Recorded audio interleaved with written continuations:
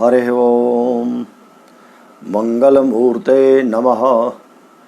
ओम गणाधिपतये नमः। यदपादपङ्कजध्वानैः श्रुतयः श्रुतिमागता स्पन्दमाना हृदिदेशे ध्याये ब्रह्ममयं गुरुम्। संस्कृतम भारतम के आमुख पटल पर आज पुनः आप सभी विद्वज्जनों का, सभी सुधी श्रोता बंधुओं का, समस्त ज्योतिष जिज्ञासुओं का एवं प्रिय विद्यार्थियों का आज पुनः एक बार स्वागत है। हम लोग बृहज्जातकम के राजयोगाध्याय पर चर्चा कर रहे हैं, जहाँ 18 श्लोक कल पूर्ण हो गए थे। आज 19वें श्लोक से प्रारंभ कर रहे हैं। इसमें शेष 2 ही श्लोक बचे हैं, 19 एवं 20, कुल 20 ही श्लोक हैं। कल देखा कि कोई खास प्रश्न नहीं है, किसी के द्वारा कुछ भी कोई जिज्ञासा नहीं की गई है। एकांत स्थल पर जहाँ जिसका मैंने अपने वक्तव्य के समय में ही निरूपण कर दिया था, उसको दोहराया है। ऐसा लगता है कि जैसे उसी की पुष्टि हो गई है, तो कोई ऐसा खास प्रश्न नहीं आया, इसलिए किसी प्रश्नोत्तर पर चर्चा करने की कोई आवश्यकता नहीं, क्योंकि बात अगर कोई प्रश्न हो तब तो उत्तर हो। तो अब हम लोग सीधे 19वें श्लोक से जुड़ते हैं। आप लोग 19 श्लोक को देखें, जहाँ आचार्य ने कहा कि राजयोग तो बताए गए कि किस प्रकार के योग बनने पर कब राजा होगा और कब राजा के समकक्ष होगा, किसमें धनाढ्य होंगे, कौन छोटे अथवा निम्न कुल का व्यक्ति भी राजयोगी होगा और कैसी परिस्थिति में केवल राजा के घर में उत्पन्न जातक ही राजा हो सकता है। इस पर विस्तार से आचार्य ने योगों को बता दिया। अब कह रहे हैं कि अच्छा, उस योगों के द्वारा राज्य की प्राप्ति कब होगी, वो योग कब घटित होंगे, ये जानना आवश्यक है। तो वो योग घटित होने का ये श्लोक जो 19वां है, इसमें बता रहे हैं कि कर्म लग्न युत पाक दशायाम राज्य लब्धिर अथवा प्रबलस्य शत्रुनीच गृहजात दशायाम छिद्र संश्रय दशा परिकल्प्या। अर्थ है कर्म, कर्म माने दशम स्थान, और लग्न, लग्न स्थान, तथा युत माने इन स्थानों में बैठा ग्रह, जो लग्न में बैठा हो या कर्म स्थान में बैठा हो।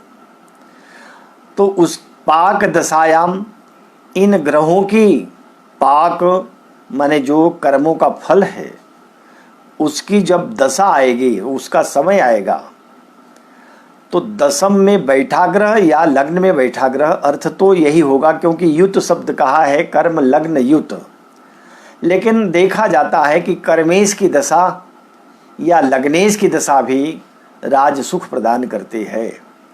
तो दोनों प्रकार का अर्थ यहाँ भी किया जा सकता है। यद्यपि आचार्य तो इतना ही कह रहे हैं कि कर्म लग्न युत पाक दशायाम, कर्म और लग्न से युत माने स्थित ग्रह, तो हो सकता है एक भी ग्रह न युत हो, अथवा ये भी हो सकता है कि अनेक ग्रह आ गए हों लग्न और कर्म में। तब ऐसी स्थिति में क्या करें, तो उसी के लिए कह रहे हैं कि प्रबलस्य अथवा प्रबलस्य, तब देखना चाहिए कि प्रबल कौन है। अगर कई ग्रह हैं तो उसमें जो प्रबल होगा उसकी दशा में तो अवश्य प्रबल राजयोग प्राप्त होंगे, और जो प्रबल ग्रह से थोड़ा न्यून होगा, राजसुख, तो उसकी भी दशा।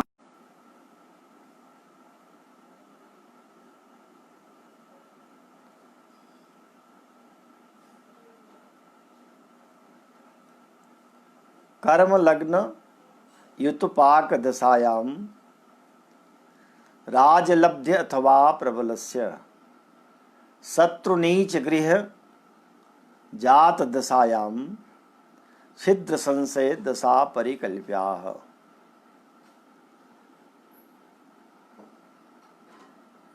क्या हो रहा है? कुछ गड़बड़ हो गया क्या? क्या वहाँ से कमज़ोर पड़ रहा है या कोई और हो उसका? लाइन की प्रॉब्लम लग रही है जी।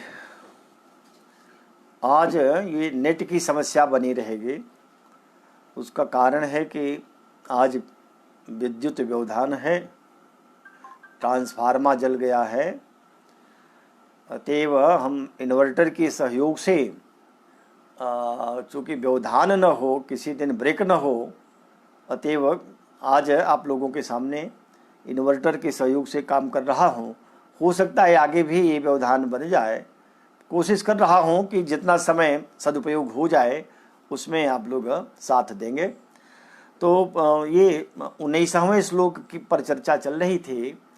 कहा कि कर्म लग्न युत पाक दशायाम, कर्म स्थान में या लग्न स्थान में जब जो ग्रह बैठा हो, यदि कोई ग्रह नहीं बैठा है तो उसमें जो कर्मेश या लग्नेश है, अथवा जो पहले कहा गया कि लग्न से चंद्र कुंडली से या नवान से दशम में जो ग्रह है उसकी दशा में, और यदि कोई ग्रह बैठा है तो निश्चित ही उसकी दशा में, यदि कई ग्रह बैठे हैं तो उनमें जो प्रबल हैं उन ग्रहों की दशांतर दशा में राज्य लब्धि, राज्य की प्राप्ति होगी। अथवा प्रबलस्य का अर्थ यही है कि जो प्रबल ग्रह होंगे उनकी दशा भी राज सुख देने वाली रहेगी। प्रायशः जो त्रिकोणेश होते हैं या लग्नेश या त्रिकोणेश और केंद्रेश से जिनका संबंध रहता है जी, आज का ये कुछ योग संयोग उतना प्रबल नहीं है। ये अच्छा अध्याय अगर पूर्ण हो जाए तब भी ठीक है, कुछ कहा नहीं जा सकता, क्योंकि आज तो विद्युत का व्यवधान विशेष करके है। एक बात कह रहे हैं आचार्य कि शत्रु नीच गृह जात दशायाम, शत्रु ग्रह की, शत्रु नीच स्थान का ग्रह या शत्रु स्थान का ग्रह, उसकी अगर दशा प्राप्त हो, यहाँ अगर अस्तग्रह भी कह लिया जाए तो वो और उसके साथ संगत हो जाएगा, संगति बन जाएगी। शत्रु स्थान का ग्रह या नीच राशि का ग्रह अथवा अस्तग्रह ये भी कहा जा सकता है। इनकी दशा में जब इन ग्रहों की दशा आरंभ हो जाए तब कह रहे हैं कि छिद्र संशय दशा परिकल्प्या, तो छिद्र की स्थिति होती, छिद्र माने रंध्र, रंध्र माने राज्य भंग, तो राज्य का जो सुख है वह भंग हो जाता है, राज सुख प्राप्त ही नहीं होता। अगर राज सुख पहले से चल रहा हो और दशा अंतर दशा परिवर्तन करे, वो दशा उस ग्रह की यदि वह शत्रु राशि में है, नीच राशि में है या अस्त है, तो संभव है कि वह राज सुख को छीन लेगा। और कहा संश्रय दशा परिकल्प्या, संश्रय का अर्थ है कि आश्रय, तो किसका आश्रय? कभी एक ग्रह कमजोर है लेकिन दूसरे ग्रह के सहयोग से, उसके आश्रय से यह ग्रह भी बलवान हो जाता है, तो ऐसी स्थिति में भी उसके आश्रय से भी राजयोग प्राप्त होता है और उसके ग्रह के आश्रय से राजयोग छिन भी जाता है। इसलिए दशा अंतरदशा दोनों का महत्व है। तो ये श्लोक बस दो बात कह रहे हैं कि कब किस समय विशेष में राज सुख प्राप्त होगा, जिन राजयोगों को कहा गया। दूसरी बात कह रहे हैं कि कब वह राज सुख भंग हो जाएगा, तो प्राप्त कब होगा, इसके लिए तो कहा कि कर्म और लग्न में जो ग्रह बैठा होगा उस ग्रह की दशा अंतर दशा में, अथवा जो ग्रह प्रबल होगा, बलवान अत्यंत होगा, उस ग्रह की दशा में, या ये भी कह सकते हैं कि कर्मेश और लग्नेश की दशा में भी राज सुख प्राप्त होगा। लेकिन अगर कोई ग्रह शत्रु राशि का है या नीच राशि का है अथवा अस्त है, तो वह अपनी दशा में राज सुख को भंग कर देगा, छिद्र योग हो जाएगा। संश्रय दशा परिकल्प्या, संश्रय का अर्थ यही है कि अगर वह बलवान ग्रह के आश्रय में है तो वो उसकी दशा भी सामान्य राजसुख देगी, और यदि वह बाधक हो गया, अर्गला आदि योग हो गए, तो वह उस राजसुख को छीन लेगा। तो संश्रय अर्थ दोनों अर्थों में यहाँ रहेगा। राजसुख भले ही न्यून हो उसको प्रदान करेगा, और संश्रय का अर्थ यही है कि यदि वह बाधक या अर्गलादि योगों में है तो छीनेगा भी। इसी प्रकार से छिद्र ग्रह उसको कहते हैं जो ग्रह अपने नीच राशि का हो जाए, अपने शत्रु के घर का हो जाए, या अपने अधिशत्रु के घर में हो, और यदि वह अस्त हो गया हो तो उसकी दशा भी राजसुख को छीन लेती है। ये है 19वें श्लोक का अर्थ। अब आए 20वें श्लोक को, जो इस अध्याय का अंतिम श्लोक है, इस पर भी चर्चा कर रहे हैं। करें गुरुसित बुध लग्ने सप्तमस्थेर पुत्रे बियति दिवस नाथे भोगिनाम जन्म विन्द्यात शुभ बल युत केन्द्रई क्रूर भस्थैश्च पापैर ब्रजति सवर दस्यु स्वामितामर्थ भाग च।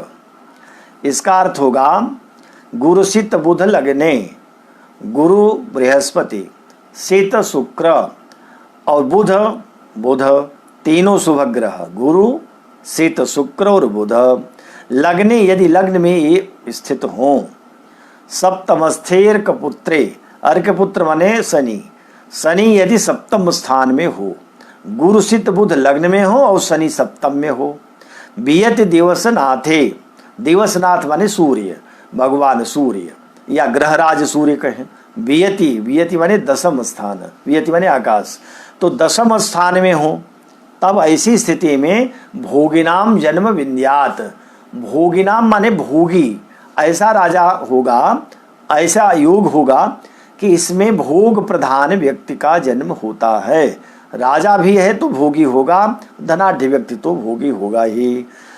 फिर करें शुभ बल युत केन्द्रई क्रूर भस्थैश्च पापई, शुभ बल युत केन्द्रई, शुभ ग्रह बलवान हो करके केंद्र में युत माने स्थित हो, शुभ ग्रह बलवान होकर केंद्र में स्थित हो, और क्रूर भस्थैश्च पापई, पापग्रह क्रूर राशियों में स्थित हो करके, कहीं भी स्थित हो, क्रूर राशियों में हो पापग्रह, तब ऐसी स्थिति में ब्रजति सवर दस्यु स्वामिता मर्थ भाग च, ब्रजति प्राप्त होते हैं। कौन होते हैं? सवर, सवर कहते हैं जो कोल भिल आदि होते हैं, कोल भिल्ला, और ये जो आदिवासी, इनको सवर ही कहा है। सबर से ही साबर मंत्र बने हुए हैं, जो सबर तपस्या करके, और जो ये सबरी थी जो भगवान राम को बेर खिलाई हैं, वो भी भक्ति में पराकाष्ठा में थी उनकी भक्ति। भगवान श्री राम उनके आश्रम में गए, वो सबरी इसी सबर से बना। तो जो कोल भील होते हैं ये भी राजा हो जाते हैं, इनके यहाँ के राजा होते हैं इसी स्थिति में।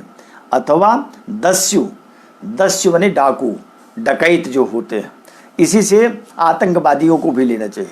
तो जो आतंकवादी होते हैं, डकैत होते हैं, या सबर सेनापति आदि होते हैं, सबर राजा होते हैं, वो शुभ बलयुत केंद्रई, शुभ ग्रह बलवान होकर केंद्र में हो, और क्रूर भस्थैश्च पापई, पापग्रह क्रूर राशियों में होकर के कहाँ हो, कहीं भी क्रूर राशियों में स्थित हो, तब ब्रजति सबर दस्यु, सबर और दस्यु का स्वामी राजा, उनका सबरों का सेनापति या राजा और दस्युओं का राजा, अर्थभाग च, और धनवान भी होता है। ये योग फिर से एक बार देख लें। 20वां श्लोक है, गुरु सित बुध लग्ने सप्तमस्थेर कपुत्रे, गुरु सित शुक्र बुध लग्न में आ जाए, सप्तम स्थान में अर्कपुत्र माने सूर्य हो, बियति दिवस नाथे, भगवान सूर्य बियति माने दशम में आ जाए, तब भोगिनाम जन्म विन्द्यात, भोगियों का जन्म जानना चाहिए। भोग प्रधान राजा का जन्म होता है, अथवा धनाढ़ भी है तो वह भी भोगी होगा। और शुभ बलयुत केंद्रई, शुभ ग्रह बलवान होकर केंद्र में स्थित हों, क्रूरभस्थैश्च, क्रूर ग्रह भ माने क्रूर राशियों में पापई पापक ग्रह स्थित होकर के बैठे हों, तो ऐसी स्थिति में ब्रजति सवर दस्यु स्वामितामर्थ भाग्य। वह दस्यु माने डकैतों का, दस्यु लुटेरों को कहते हैं, दस्यु डाकू भी होते हैं, और दस्युओं का या सवरों का वह स्वामी होता है, तथा अर्थभाग च, और धनवान होता है, धनाढ्य होता है। तो ये एक बात इसमें जरूर प्रश्न बनेगा, वो ये बनेगा कि जब क्रूर ग्रह में तो सूर्य भी है, और शुभ ग्रह में बुध है, और शुक्र भी है, तो शुक्र बुध अगर केंद्र में हो जाए तब ये आसपास में ही बैठे, यही बात बन सकती है। अगर ये कहें कि क्रूर ग्रह केंद्र से बाहर हो और बाकी जो ग्रह शुभ ग्रह हैं वो केंद्र में हो, तो एक केंद्र से दूसरे केंद्र के बीच में तो शुक्र बुध के पास में सूर्य हो सकता है, ये घटित होगा। लेकिन अगर दोनों केंद्र में हो, एक केंद्र में पापक ग्रह हो जाए, एक केंद्र में शुभ ग्रह, यह अर्थ जिन लोगों ने किया वह ठीक अर्थ नहीं होगा। इसलिए इसका अर्थ इतना ही करना है कि क्रूर भस्थैश्च पापई, क्रूर राशियों का के होकर के पापक ग्रह बैठे हों, यथास्थान बैठे हों, तो तब शुभ ग्रह केंद्र में कहा जाए तो विसंगति नहीं होगी, यही अर्थ अभीष्ट होगा। अब कह रहे हैं कि हो ही गया, आगे कह दिया इति श्री वराह मिहिर कृते बृहद जातके राजयोगाध्याय एकादश। श्री वराह मिहिर कृत बृहद जातक के राजयोग नामक एकादश अध्याय पूर्ण हो गया। अब एकादश अध्याय पूर्ण हो गया तो इसके बाद जो 12वां अध्याय है, नाभस योगाध्याय है, इस पर चर्चा करूं। इसके पहले उस दिन आचार्य जी ने कहा था, आचार्य सहसराम त्रिपाठी जी ने, कि यदि संभव हो तो कुछ और राजयोगों पर ग्रंथ के अतिरिक्त ग्रंथांतर से भी चर्चा की जाए तो थोड़ा और पुष्ट हो जाएगा। तो मैं सहमति दे दिया हूँ कि ठीक है, ऐसा विचार कर लिया जाए। तो अब थोड़ा ग्रंथांतर से भी राजयोग के बारे में चर्चा कर लिया जाए, फिर बाकी समय में जो समय बचेगा, अगर नेट साथ देता रहा तो हम लोग 12वें अध्याय को आरंभ कर देंगे। आप देखें, पहले तो राजयोग है क्या? तो राजयोग माने राजा का योग, जैसा कि कल राज्ञ योग करके हम लोगों ने इसकी समास विग्रह किया था। तो राजयोग का अर्थ केवल राजा बन जाएगा, यह अर्थ कभी नहीं समझना चाहिए। राजयोग माने शासन में जो बैठे हों वो सब राजयोगी हैं, जो प्रशासन में आए हैं वो भी सब राजयोगी कहे जाएंगे। अथवा जो सामर्थ्यवान हैं, जिनकी सामर्थ्य बहुत है, वो भी भले राजा न हो पर सामर्थ्यवान होने पर राजयोगी ही कहिए। वर्तमान के जो उद्योगपति हैं, वर्तमान क्या हर समय के जो उद्योगपति होते हैं या जो व्यवसायी होते हैं, जो उच्च कोटि के व्यापारी वर्ग हैं, अथवा जो सम्मानित व्यक्ति भी होते हैं, राजा के द्वारा सम्मानित कर दिए जाते हैं, विशिष्ट सम्मान प्राप्त कर लेते हैं, वह भी, अथवा जो धनाढ्य योग वाले, जिनका योग अच्छा धन माने बहुत अधिक धन हो गया, महाधनी योग हो जाता है, ये भी राजयोगी ही कहे जाएंगे। अथवा किसी भी कार्य क्षेत्र में, कोई भी कार्य क्षेत्र हो, उस कार्य क्षेत्र में उनका नाम बहुत बड़ा हो, विशिष्टता रख रहा हो, तो ऐसे लोग भी राजयोगी ही कहे जाएंगे। धर्मगुरु जो होते हैं, धर्म के प्रचारक जो होते हैं, धर्म के उपदेशक जो होते हैं, धर्मगुरुओं को भी आप योगी कहिए। और राजगुरु भी होते हैं, राजाओं के यहाँ गुरु बन करके उनको सलाह देते हैं, ये भी सब राजयोगी हैं। अथवा राजपुरोहित, जो राजा के यहाँ उनका हित करता है, जो कर्मकांड आदि कराता है, यज्ञ अनुष्ठान, वह भी राजयोगी है। अथवा उच्च कोटि के जो विद्वान होते हैं, बड़े विशिष्ट कोटि के विद्वान, ये भी सब राजयोगी ही कहे जाते हैं। सन्यासियों को भी राजयोगी ही कहते हैं, भले ही उनकी विरति हो गई, लेकिन सन्यासी भी राजयोगी ही है। भर्तृहरि ने कहा ही था, वो तो एक बार राज सुख प्राप्त किया, फिर वैराग्य हुआ, तो चले गए, संन्यास लिया, फिर लौट आए योगी बन करके, फिर राज्य सुख में रहे, फिर चले गए। तो ऐसा भी जो सन्यासी है, एक ही सन्यासी नहीं, अनेक सन्यासी, जितने प्रवाचक होते हैं, प्रवज्जा योग आगे बराबर कहेंगे ही, ये सब भी राजयोगी ही होते हैं। अथवा वर्तमान में जो महंत होते हैं, महंत ये भी राजयोगी हैं। शंकराचार्य यद्यपि धर्म के धर्माचार्य हैं, लेकिन ये भी राजसुख ही होता है इनका। इनके भी सिंहासन पर बैठने के पहले इनकी बिरुदावली गाई जाती है, किस आमनाय के हैं, कौन सा मठामनाय इनका है, और आदि आदि। तो शंकराचार्यों को भी आप कह सकते हैं कि ये भी राजयोगी हैं। अथवा मंडलेश्वर या महामंडलेश्वर जो होते हैं अखाड़ों में, या आचार्य मंडलेश्वर होते हैं, ये सब भी राजयोगी हैं। इनका राजसुख आप देखें तब आपको लगेगा कि जो वर्णन किया गया है, राजा तो संकट में भी घिर जाता है, राजा तो हमेशा चिंतित रहता है।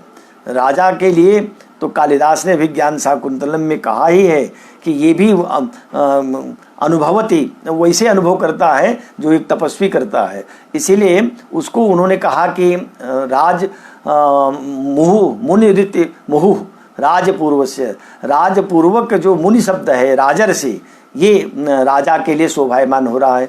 तो ऋषि भी एक प्रकार का राजा ही होता है। ये जितने भी मंडलेश्वर महामंडलेश्वर हैं, ये सब राजयोगी हैं।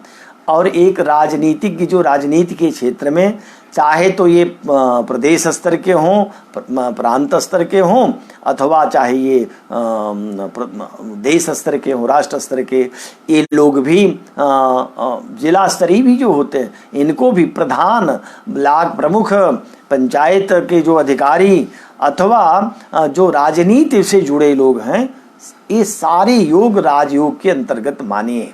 और ये नहीं ऐसा करते हैं तो जितने योग बताए गए हैं सब अगर एक राजा में ही घटित हों तो ये संभव नहीं होता है। राजा में तो घटित होंगे, साथ में जो भी, जैसे राज्यपाल या राष्ट्रपति किसी को नामित करता है, किसी को अधिकारी बना देता है, जो न्यायाधीश आदि होते हैं इनके लिए भी, तो वो जो योग बन जाता है राष्ट्रपति के द्वारा, गवर्नर के द्वारा जो नामित हो जाते हैं, ये सारे लोग राजयोग के अंतर्गत आते हैं। अच्छा, अब एक बात और कही कि कारकांश भी क्या होता है, यह भी जानना चाहिए।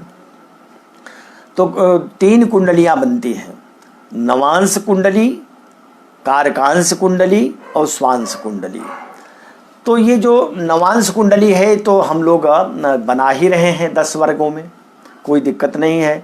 ये तो आसानी से जो षड वर्ग बनाया, षडबल में अथवा 12 वर्ग में, 10 वर्ग में, तो ये कारकांश कुंडली होती है। कारकांश कैसे होती, बनती कैसे है, तो ये जाने कि पहले तो हम लोग समझ लें कि कारक ग्रह क्या हैं। तो कारक ग्रह 2 प्रकार के हैं। एक को हम स्थिर कारक कहते हैं, आप सारे लोग जान रहे हैं कि लग्न का कारक कैसे सूर्य है, द्वितीय का बृहस्पति को कर दिया, और तृतीय का जो कारक है मंगल हुआ, चतुर्थ का कारक शुक्र हुआ, बुध हुआ, और पंचम का कारक बृहस्पति हो गए, छठे का कारक मंगल है, सप्तम का कारक शुक्र है, अष्टम का कारक शनि है, इस क्रम से नवम का बृहस्पति, दसम का सूर्य या शनि भी किसी ने कहा, और एकादश का बृहस्पति, द्वादश का शनि आदि। तो ये जो ग्रह अस्थाई कारक कहे गए। एक चर कारक है जिसको सबसे पहले जैसा कि लगता है कि ये देन तो है आचार्य जैमिनी की, महर्षि जैमिनी की, लेकिन पाराशर ने भी इसका उल्लेख किया है, तो हो सकता है कि दोनों ने इसको माना हो। वो क्या है कि ग्रहों को देखें, 7 ग्रहों को ही लें। कुछ लोगों ने राहु केतु को जोड़ा है तो उसको भी जोड़ सकते हैं। इसमें अगर सर्वाधिक योग जिसका अंश है, अंश राशि में अंश जिसका सबसे अधिक जिस ग्रह का है, कला विकला भी देख लें, क्योंकि कहीं हो सकता है 2 ग्रह एक ही समान अंश के हो जाएं, तो उसमें कला विकला को देख लीजिए। तो जो सर्वाधिक अंश वाला ग्रह है वह तो हो जाएगा आत्मकारक, उससे थोड़ा कम जिसका अंश होगा वो अमात्य कारक होगा। अब अमात्य कारक को लेकर के लगता है कि ये क्या मंत्री के लिए कारक कहा है क्या? अमात्य का कारक क्या है? तो अमात्य को आप धन कारक ही समझिए, ऐश्वर्य, भोग, ऐश्वर्य, धन, धन आदि, धन का कारक अमात्य कारक। फिर आएगा कि अच्छा इसके बाद एक तीसरा कौन कारक होगा? तो जो सर्वाधिक अंश वाला है तो आत्म, उससे कम अमात्य, उससे कम भ्रातृकारक होगा, और उससे कम अंश जिसका है वह हो जाएगा मातृकारक। पितृकारक नहीं कहा है, लेकिन मातृ के साथ पितृकारक भी जानना चाहिए। मातृ पितृकारक एक ही ग्रह है, उसको अलग से नहीं कहते। जैसे एक शेषव समास होता है, एक शेष समास, उसमें माता च पिता च इति पितरौ कह देते हैं, तो पितरों में पिता माता दोनों समाहित हैं। वैसे ही यहाँ जो चौथा कारक चर कारक कहा, उसमें मातृकारक भी है, पितृकारक भी है। और उससे कम जो अंश का है पांचवा, उसको कहेंगे कि यह पुत्र कारक है। और जो छठा है वो ज्ञाति कारक है। ज्ञाति माने बंधु बांधव, ज्ञाति बांधवा, जो बंधु बांधव हैं, अपने आत्मीय लोग हैं, अपने रिश्तेदार नातेदार, मामा से लेकर के अन्य सारे, ये सब ज्ञाति के अंतर्गत हैं, इसलिए ज्ञाति कारक। और जो इन सभी ग्रहों में सबसे कम अंश का होगा, उसको हम कहेंगे ये हो गया स्त्री कारक, जाया कारक। स्त्री कारक कहने से स्त्रियों के लिए पति कारक भी उसको जान लेना चाहिए। अब प्रश्न आया कि अच्छा अगर हम ये आत्मकारक आदि ग्रह हैं, तो इनसे हम कारकांश कुंडली कैसे बनाएं?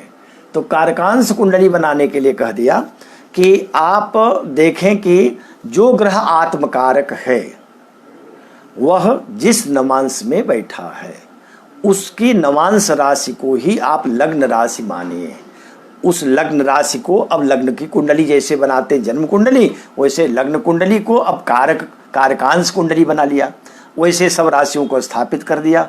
अब इसमें जो ग्रह राशि वाले ग्रह पड़े हैं जन्मांग के, उन ग्रहों को उन स्थानों में रख लीजिए, ये आपकी कारकांश कुंडली बन गई। लेकिन स्वांश कुंडली भी बनती है, तो स्वांश कुंडली कैसे बनेगी? तो स्वांश कुंडली के लिए कहा कि यही आत्मकारक ग्रह का ही लग्न होगा, वो जिस राशि में बैठा है। लेकिन इसमें जो नवांश में ग्रह बैठे हैं, जिन ग्रह की जो नवांश राशियां हैं, उन नवांश राशियों में बैठे ग्रहों को आप इस कुंडली में स्थापित करिए, इसको स्वांश कुंडली कहेंगे। अब स्वांश कुंडली की और नवांश कुंडली दोनों की आवश्यकता पड़ेगी। जब राजयोग देखेंगे और विशिष्ट राजयोग देखना है, अथवा सामान्य राजयोग भी देखना है, धनाढ़ योग देखना है, तो हमको कारकांश और स्वांश कुंडली की आवश्यकता पड़ेगी। अभी एक पद लग्न कहते हैं, या उसको आरूढ़ लग्न भी कहते हैं। पद लग्न कहिए, आरूढ़ लग्न कहिए, या विषम लग्न भी कह सकते हैं। तो इस लग्न की कुंडली को भी बनाना पड़ेगा। अब इस लग्न की कुंडली को बनाने के लिए विषम लेना पड़ता है। जैसे जो लग्नेश स्थान को हम लेंगे आरूढ़ लग्न की कुंडली में, अगर लग्नेश लग्न में ही है तब तो वही हो गया, लेकिन अगर लग्नेश दूसरे हैं तो एक छोड़ देंगे, तीसरा स्थान उसमें तीसरी राशि का लग्न हो जाएगा। और यदि लग्न तीसरे है तो पांचवी राशि हो जाएगी, पांचवी राशि को हम फिर लग्न मानेंगे। अगर लग्न चौथे है तो सातवीं राशि हो जाएगी, अगर लग्न पंचम है तो नवम हो जाएगी। इसी प्रकार से इतना तो आप लोग सब जान रहे होंगे, क्योंकि अगर ज्योतिष में जिज्ञासा हो गई तो ये भी ज्ञान अवश्य होगा। अब इसको ज़्यादा इस पर बताएंगे तो लगेगा कि वो पूरा एक विस्तार होगा, अनावश्यक विस्तार करने से कोई लाभ नहीं। जैसे हम आरूढ़ लग्न बनाते हैं वैसे उपपद लग्न भी बनता है, इसको बना करके रख लेना चाहिए। आजकल कंप्यूटर से सब आसानी से उपलब्ध हो जाते हैं, और हो जाए तब भी अपना ये बुद्धि तो रखनी चाहिए, चेक करना चाहिए। कंप्यूटर में कभी कभी बड़ी भ्रांतियाँ, बहुत गलतियाँ हो जाती हैं, इसलिए जब हम ठीक ठीक जानते रहेंगे तभी समझ में आएगा कि गलत है कि सही है, नहीं तो कोई कुछ भी फिट कर दे, गलत ही हो जाता है। तो ये ध्यान रखना है। अब मैं कह रहा था कि जब कारकांश कुंडली बना लिया तो उससे विचार करिए। एक बात और कह ही दिया जाए कि उसको भी जान लेना आवश्यक होगा, वो ये है कि इन सब से हट करके एक और कल्पना की गई, कल्पना नहीं की गई बल्कि ये कहें कि ये नियम बनाए गए, और बहुत सोच विचार करके नियम बनाए गए हैं। ऐसा नहीं है कि मनमानी कह दिया गया। वो क्या है कि ग्रहों का आप 10 वर्ग कम से कम बनाइए। द्वादश वर्ग तो प्रसिद्ध ही है। तो उस द्वादश वर्ग में जो षडवर्ग हम लोग बनाए, उस षडवर्ग में हमने उस समय कहा था कि सूर्य चंद्रमा होरा में है लेकिन द्रेषकाण में नहीं है, ये त्रिंशांश में नहीं है, होरा में तो है, लेकिन त्रिंशांश में 5 ग्रह हैं, वो होरा में नहीं है। तो जब हम षडवर्ग कहते हैं तो उसमें पंचवर्ग ही बनता है, षडवर्ग नहीं बन पाता। तो हमको षडवर्ग ही नहीं, अब उससे भी ऊपर उठना है, द्वादश वर्ग बनाना है। तो द्वादश वर्गों में स्थान तो रहेगा होरा, द्रेषकाण, द्रेषकाण के बाद फिर सप्तमांश एक और ले आइए, सप्तमांश के बाद फिर नवमांश ले आइए, नवमांश के बाद दशमांश लाइए, दशमांश के बाद फिर द्वादशांश लाइए, द्वादशांश के बाद फिर षोडशांश ले आइए, षोडशांश के बाद फिर विंशांश ले आइए, विंशांश के बाद फिर त्रिंशांश ले आइए, त्रिंशांश के बाद फिर षष्ठ्यंश तक आएगा। ये कुल 12 हो जाएंगे। इन 12 को हम द्वादश वर्गीय कुंडली कहते हैं। अब द्वादश वर्गों में देखें कि जो ग्रह 2 स्थानों में पड़ा हो, अगर ग्रह जिस राशि का है वही उसका नवांश है तब तो वर्गोत्तम हो गया। इस पर तो चर्चा हम लोगों ने पहले कर लिया है। लेकिन मान लीजिए कि वह अपने नवांश में नहीं है, अन्यत्र कहीं आ गया है और अपने राशि में तो है ही, तब कहा कि पारियातम भवे द्वाभ्याम। अगर 2 स्थानों में एक ग्रह कोई 2 स्थानों में गया तो कहिए कि पारिजातांश में अपने आ गया है। अब ये देखिए, ये राजयोग में बहुत सहायक बनेंगे। इनको पहले समझ लें, फिर राजयोग में बताता हूँ कि कैसे घटित होता है, कहाँ कहाँ इनसे राजयोग बन जाता है। ये बराहमिहिर ने जरूर जिक्र नहीं किया है, लेकिन बराहमिहिर से पूर्वाचार्य विशेष करके आचार्य पराशर आदि ने चर्चा किया है। पाराशर का ये मत है और जैमिनी का भी है, साथ में फल दीपिकाकार मंत्रेश्वर महाराज ने, जातक पारिजात वैद्यनाथ ने और वेंकटेश ने, बहुत सारे आचार्यों ने, कालिदास ने भी इसका जिक्र किया। तो इन सारे आचार्यों ने कहा कि जब 2 ग्रह, एक ही ग्रह अपने जिस राशि में है वही राशि उसकी 12 वर्ग में किसी अन्य वर्ग में, नवांश को छोड़कर, नवांश है तब तो वर्गोत्तम हुआ, दूसरे में है तब उसको हम कहेंगे ये अपने पारिजातांश में है। पारिजातम भवे द्वाभ्याम और उत्तमम त्रिभी उच्यते। अगर 3 में है तो उत्तम माने उत्तमांश हो जाएगा, तब कहेंगे कि ये अपने उत्तमांश का ग्रह है। माने 3 अपने राशि में भी हो, होरा में हो, दृष्काण में हो जाए, अथवा किसी में हो जाए, केवल 3 में हो जाए, तब कहेंगे कि यह क्या हो गया, उत्तमांश। और कहा चतुर्भिर गोपुराख्यम च, गोपुरांश में होता है जब 4 स्थानों में हो जाएगा तो कहेंगे गोपुरांश में ग्रह स्थित है। और चतुर्भिर गोपुरांशम स्यात् सरई सिंहासनम, तथा अगर 5 स्थानों में हुआ तो सिंहासनांश, सिंहासन अंश में आ गया तो 5 में सिंहासनांश होता है। पारावतम भवेत् षड्भी, 6 में आ जाए तो पारावत हो जाता है। पारावत का है पारावतांश, पारावत का भी ग्रह कितने महत्वपूर्ण होंगे, कैसे क्रमशः इनका राजयोग बढ़ता जाता है, पहले इनको जाने। तो 6 में है पारावतम भवेत् षड्भी। फिर कहा कि देवलोकम च सप्तभी, 7 में अपने हो जाए तो देवलोकांश से आया हुआ है। जैसा कि अपने शंकर दिग्विजय में भगवान शंकराचार्य की कुंडली को एक आचार्य ने सिद्ध किया है और उन्होंने दिखाया कि देखिए कैसे इनके ग्रह, एक ही ग्रह 7 में आया है, वो भी संयोग से लग्न है, लग्नेश, तो निश्चित ही ये आदि शंकर देवलोक से आए हुए हैं, क्योंकि वो 7 स्थानों में पड़ गया। वसुभिर ब्रह्मलोकाख्यम, अगर 8 में चला गया, वसु माने 8 के द्वारा बन रहा है कि 8 स्थानों में, द्वादश वर्ग में 8 स्थान में आ जाए, तब ब्रह्मलोकाख्य कहते हैं, ब्रह्मलोक से आया हुआ। और 9 भी शक्रवाहनम, 9 स्थानों में चला गया तो शक्रवाहन, शक्र माने इंद्र, इंद्र का वाहन है ऐरावत, है तो उच्च श्रवा भी, लेकिन अन्य लोगों ने उसका ऐरावतांश कहा तो इसलिए यहाँ ऐरावत ही लेना चाहिए। तो इंद्र का वाहन माने ऐरावतांश में चला जाएगा, कब, जब 9 में होगा। और दिग्भी श्रीधाम योग स्यात्, 10 में तो श्रीधाम योग हो जाता है। तो ये जो योग कहे गए, योग कहा माने ये अंश में कहा, तो जो ग्रह अपने 2 से लेकर के 10 स्थानों में एक ही ग्रह अगर विद्यमान हो जाए तब उसको कहेंगे कि यह तो जो है श्रीधाम योग हो गया, श्रीधामांश में आ गया। अब ये क्रमशः इनका सुख बढ़ता जाता है, इनका राजयोग भी बढ़ता जाता है। इसको हम जान लें, तब कारकांश आदि कुंडलियों को देखें।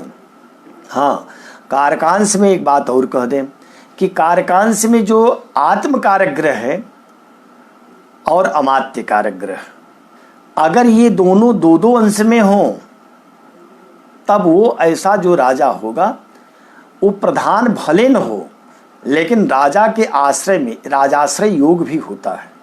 राजाश्रय योग का अर्थ है, जैसे मैंने एक दिन रेखा योग की चर्चा किया था, रेखा योग वाला तो केवल सहायक रहता है, वो राजा के साथ रहकर उसके कार्यभार को देखता है।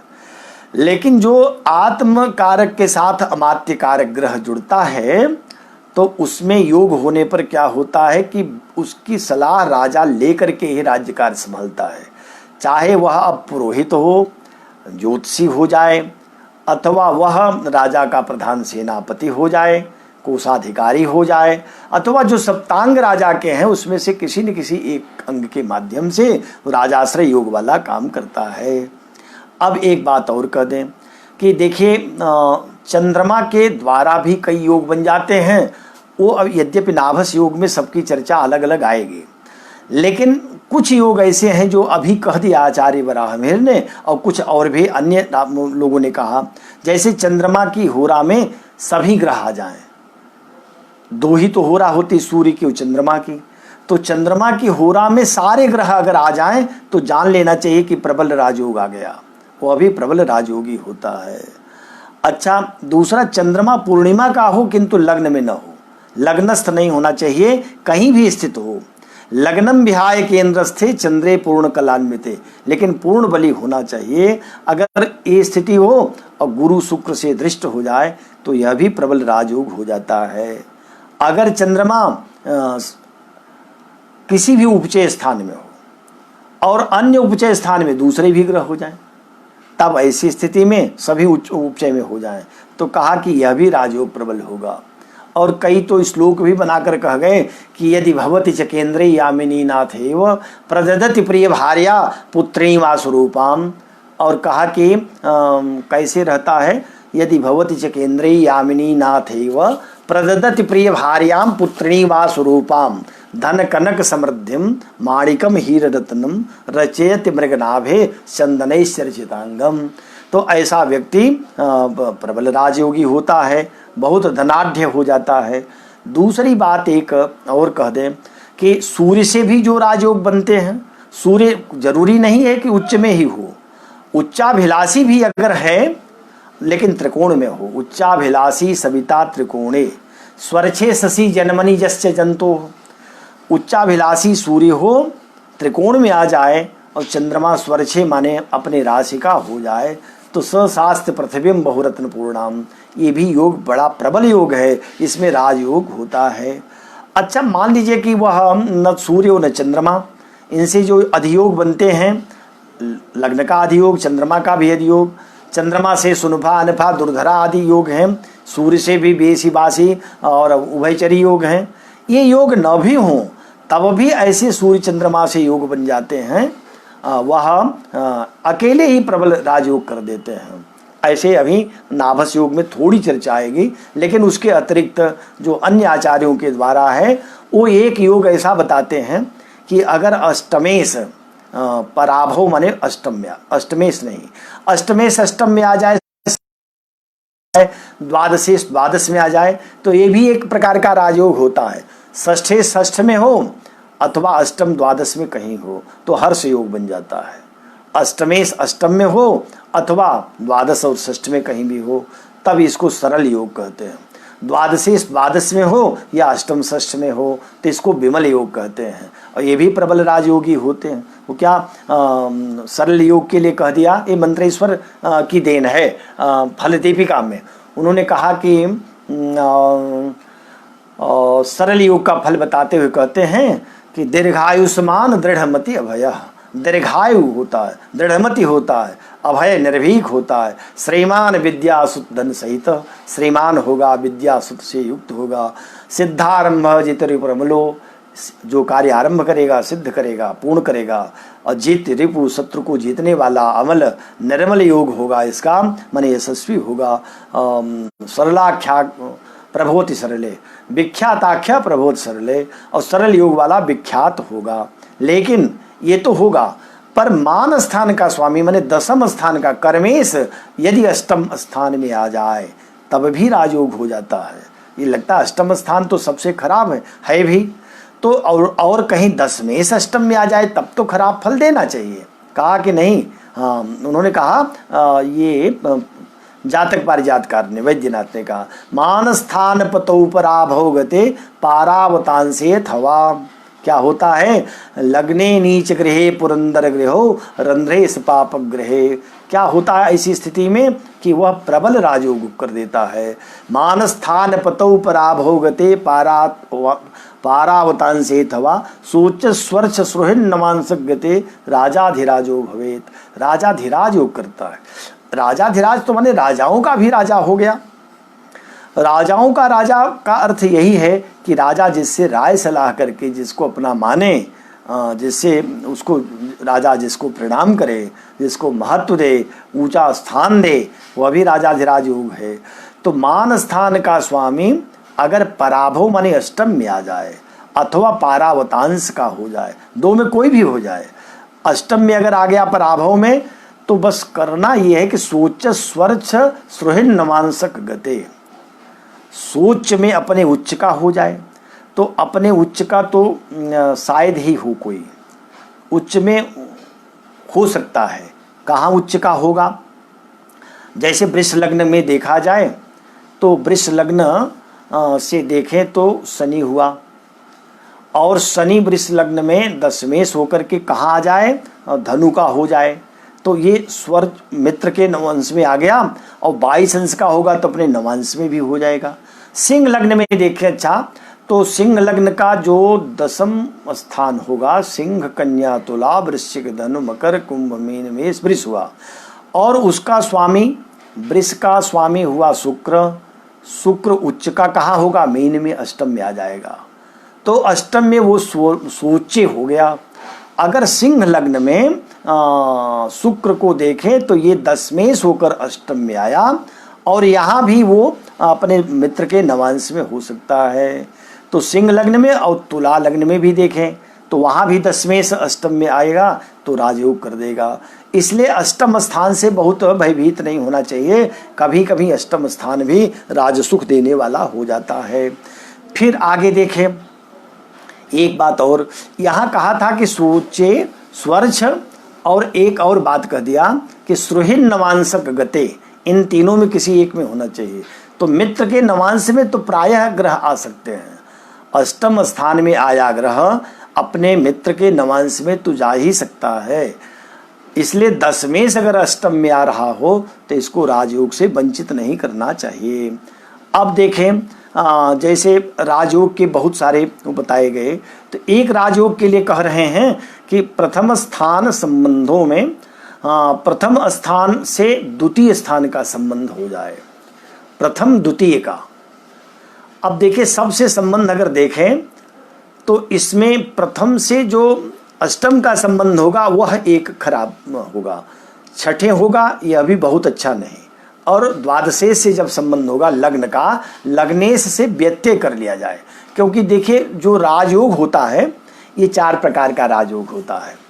4 प्रकार का कौन कौन राजयोग होगा, तो पहला प्रकार तो यही है कि हम व्यत्यय कर लें ग्रहों का व्यत्यय माने राशि परिवर्तन। लग्नेश धन में हो जाए और धनेश लग्न में हो जाए, अथवा लग्नेश भाग्य में हो जाए, भाग्येश लग्न में हो जाए, लग्नेश पंचम में हो, पंचमेश लग्न में हो, लग्नेश दशम में हो, दशमेश लग्न में हो, लग्नेश चतुर्थ में हो, चतुर्थेश लग्न में हो। ये व्यत्यय है एक प्रकार का। यह व्यत्यय बहुत अच्छा माना गया, प्रथम कोटि का राजयोग होता है। बस इसका संबंध जब 6, 8, 12 से होगा उससे व्यत्यय करेगा, तब यह तृतीय से भी कहा तो ये दैन योग हो जाता है। दैन योग हो जाता है माने दीनहीन राजा होगा अथवा दीनहीन व्यक्ति होगा। धनाढ्य भी हुआ तो वो किसी कार्य का नहीं, तो यह भी समझ लेना चाहिए। तो 4 प्रकार के जो राज योगों के संबंध हैं उसमें पहला संबंध तो व्यत्यय का होता है, राशि परिवर्तन का, और दृष्टिजस्तु द्वितीय का।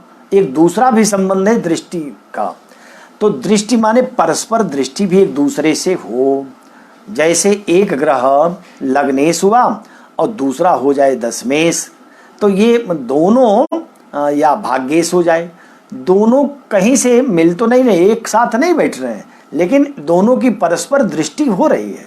तो जो दृष्टि संबंध होगा त्रिकोणेश का केंद्रेश से, केंद्रेश का त्रिकोणेश से, परस्पर दृष्टि योग भी उतनी ही प्रबल राजयोग बनाती है, इसलिए इसको भी राजयोग कहेंगे।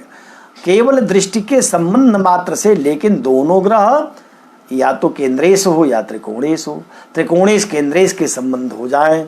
लग्नेश का भी संबंध भाग्य से भी हो सकता है और या लाभ से भी हो सकता है, द्वितीय से भी हो सकता है। तो दृष्टि संबंध भी एक प्रकार का राजयोग करता है। एक तो प्रथम कोटि का व्यत्यय माने राशि परिवर्तन योग, दूसरा कोटि है कि दृष्टि संबंध, और तीसरा संबंध है स्थितित्वेकत्व माने दोनों एक जगह स्थित हो जाएं। जैसे धनु लग्न में भाग्येश सूर्य और कर्मेश बुध भाग्य या कर्म में बैठ जाएं एक स्थान, जिसको सहानवस्थान संबंध कहते हैं, एक साथ साथ बैठना। अथवा जैसे चतुर्थेश और पंचमेश, चतुर्थेश सूर्य हो जाए वृष लग्न में और पंचमेश हो जाए बुध, इनका भी संबंध एक साथ हो जाए, एक जगह बैठ जाए। सूर्य बुध ही नहीं, वृश्चिक में भाग्येश चंद्रमा कर्मेश सूर्य एक जगह बैठ जाएं। यद्यपि चंद्रमा क्षीण रहेगा, लेकिन यहाँ भी दोनों एक साथ हो गए, एक भाग्येश एक कर्मेश है, तो यह भी प्रबल राजयोग करेगा। तो 3 प्रकार के राजयोग तो ये हो गए। चौथा प्रकार है, कहा कि तृतीय त्वेकतः दृष्टि, एकतः दृष्टि, एक की दृष्टि हो। राजयोग कारक ग्रह दोनों हैं, दोनों परस्पर नहीं देख रहे हैं, दोनों देखेंगे परस्पर, वहां परस्पर दृष्टि सप्तम की होनी चाहिए। लेकिन एक की पूर्ण दृष्टि हो, दूसरे की बिल्कुल न भी हो, तब भी एक प्रकार की दृष्टि, एक ओर की दृष्टि, एक दृष्टि है, यह भी राज सुख करता है। तीसरी बात फिर इसमें एक समझ लें कि ग्रहों की गति भी कही गई। तो ग्रह अष्टधा गति होती है ग्रहों की। अष्टधा गति में वक्रा अनुवक्रा विकला मंदा मंद तरा ग्रहा या मंदा मंद तरा समा है, समान गति हो जाती है। तो वक्रा अनुवक्रा विकला मंदा मंद तरा समा शीघ्र तरा शांत्य, और कहा ग्रहाणाम अष्टधा गति। ये ग्रहों की 8 प्रकार की गति है। इन 8 प्रकार की गतियों में जो अतिशीघ्रगामी ग्रह होते हैं, कब शीघ्रगामी ग्रह होगा? तो शीघ्रगामी ग्रह कहते हैं कि जब सूर्य से लाभ और व्यय स्थान में आ गए, सूर्य जहां हो उससे लाभ में आया तो ग्रह जल्दी गतिमान हो जाता है, उसकी शीघ्र गति हो जाती है। और अतिशीघ्र जब द्वादश में आता है, अब वो अस्त की ओर जा रहा है, तो अतिशीघ्र हो जाता है। शीघ्र और अतिशीघ्र जो ग्रह होंगे, इसमें यदि शुभ ग्रह हैं और उनमें शीघ्र गति आ गई तो वो राजयोग विफल हो जाता है। क्यों? क्योंकि बहुत तेजी से चलने वाला ग्रह अपना सहज जो उसका प्रभाव है वो खो उठता है। रवे लाभ व्यस्थास्य ग्रहाशांत्यंत शीघ्रगा शुभ ग्रहाणाम शीघ्र गतयो बलहीनदा। तो वो बलहीन हो जाते हैं, इसलिए कभी भी राजयोग नहीं देते। लेकिन इसके विपरीत क्रूर ग्रहाणाम वक्र गतयः। अब ये भी बात है, वक्री ग्रह भी राज सुख देते हैं। और कल तो कहा ही था कि जो नीच के ग्रह हैं, अगर नीचत्व भंग हो जाए तो वो भी राज सुख देते हैं। कोई ग्रह नीच राशि में हो, लेकिन अगर उच्च नवांश में हो जाए तो राज सुख देगा। लेकिन कोई ग्रह उच्च का हो, नीच नवांश में हो जाए तो राज सुख भंग कर देगा। ये भी ध्यान रखना होगा। तो कहा कि क्रूरा वक्रा महाक्रूरा और सौम्या वक्रा महाशुभा। क्रूर ग्रह अगर वक्री हों तो बहुत क्रूर हो जाते हैं, शुभ ग्रह वक्री हों तो अत्यंत सुभद हो जाते हैं। कहा कि लेकिन अत्यंत क्रूरता या अत्यंत शुभता क्या होती है, जब सूर्य से ये ग्रह सप्तम में हो, छठे सातवें आठवें हो, तो सूर्य की पूर्ण दृष्टि पूर्ण रश्मि इनको प्राप्त होती है। ऐसी स्थिति में बहुत बलवान होते हैं। तो 3 वक्री ग्रह तो राज सुख भी देते हैं, तो फल देविकाकार ने कहा ही है। 3 नीच के ग्रह भी कभी कभी अगर वो उच्च नवांश में आ गए तो मित्र के घर में हो गए तो राज सुख दे देते हैं। कहा क्रूर ग्रहाणाम वक्र गतय च शुभयोगदा, ये शुभ योगदा हो जाते हैं, शुभ योग देते हैं क्रूर ग्रह अगर बकरी हो। इत्येवं ही ग्रहगति द्रष्टव्या गणकोत्तमई, जो गणकोत्तम हैं उनको ये बात ध्यान रखनी चाहिए कि कब किस प्रकार से ग्रह बकरी होकर के भी लाभ देते हैं और कब किस प्रकार से ग्रह शुभ ग्रह होकर के बुरा फल करने लगते हैं। एक बात और कह दें, वो ये है कि सब ग्रहों का अपना काल नियत कर दिया गया है। भाग्येश कर्मेश की अवस्था में देख लें, चाहे तो दोनों का योग कर लें। जैसे देखें कि सूर्य 22 वर्ष की अवस्था में प्रबल हो जाता है। मनुष्य के जीवन में कई बार परिवर्तन होते हैं, लेकिन 3 बार प्रबल परिवर्तन होते हैं। एक तो जब वह 16 वर्ष की अवस्था में आता है, किशोरावस्था में, तो जीवन में अत्यंत उत्साह से भर जाता है। दूसरा परिवर्तन का जो समय होता है वो उसके जीवन में 28 वर्ष से 30 वर्ष की अवस्था में होता है। और तीसरा जब 40 के पार जाता है। तो प्रथम जो अवस्था होती है किशोरावस्था से, तो यहाँ जो है शुक्र और गुरु का योगदान रहता है। यहाँ तो वह केवल जो है उसके मन में जो चिंतन होते हैं वो विद्या के प्रति चिंतन है, काम के प्रति चिंतन है, बुद्धि के प्रति चिंतन है। लेकिन इसके बाद जब 30-32 में आता है तो वो 28 से 30 ये गृहस्थी के चिंतन में बुद्धि लगती है। और जब 40 से ऊपर 42 का होता है तब आत्मचिंतन में भी दृष्टि चल जाने लगती है। तो ये भी देखा गया कि सूर्य आदि की एक उम्र बता दी गई। सूर्य 22 वर्ष की अवस्था में बलवान होता है, 22 वर्ष में होता है 1 साल आगे से साल बाद तक, बस इतना ही उसका अंतर देखा गया। अगर सूर्य बलवान है तो अपने समय में कुछ न कुछ अवश्य देता है। चंद्रमा जो है यह 26 वर्ष में देता है, और मंगल जो है यह 28 वर्ष में देता है। बुध को 32 वर्ष में माना है, बृहस्पति 16 वर्ष में ही देते हैं, शुक्र 24 वर्ष में देता है, और शनि 36 वर्ष में देता है। कुछ लोगों ने राहु केतु को भी लिया, और राहु केतु, ये राहु 42 में और केतु 48 में। अगर ये ग्रह प्रबल हों तो अपनी अवस्था विशेष में राजसुख या जो सुख देने वाले हैं जिस प्रकार के हैं वैसी स्थिति में बना देते हैं। राहु को देखें, यद्यपि आचार्य वराहमिहिर ने फलादेश में ग्रहण नहीं किया, लेकिन बड़ी भूमिका है राहु केतु की। राहु भी कभी कभी उच्च जैसा फल करता है। वो कह दिया आचार्य ने कि मृगपति वृष कन्या कर्कटस्थस्य राहु भवति विपुल लक्ष्मी राज्य राज्याधिपोवा है गजनर नौका मेदनी बुद्धियुक्त स भवति कुलदीप राहु तुंगे नराणाम। राहु तुंगे नराणाम कुलदीपक भवति, राहु तुंग योग में कुलदीपक योग कर देता है। कहाँ? मृगपति वृष कन्या कर्कटस्थस्य राहु भवति विपुल लक्ष्मी, बहुत लक्ष्मी देता है, राज्य राज्याधिपोवा, राज सुख भी दे देता है, और मेदिनी बुद्धियुक्त इत्यादि ये सब राहु के कारण भी आते हैं। तो राहु को सर्वथा बुरा ही नहीं समझना चाहिए। राहु केतु कभी कभी राज सुख प्रदान करते हैं, विशेष करके राजनीति में तो राहु केतु का तो प्रबल योगदान होता है। इसलिए राहु केतु के भी राजयोगों को देखना चाहिए।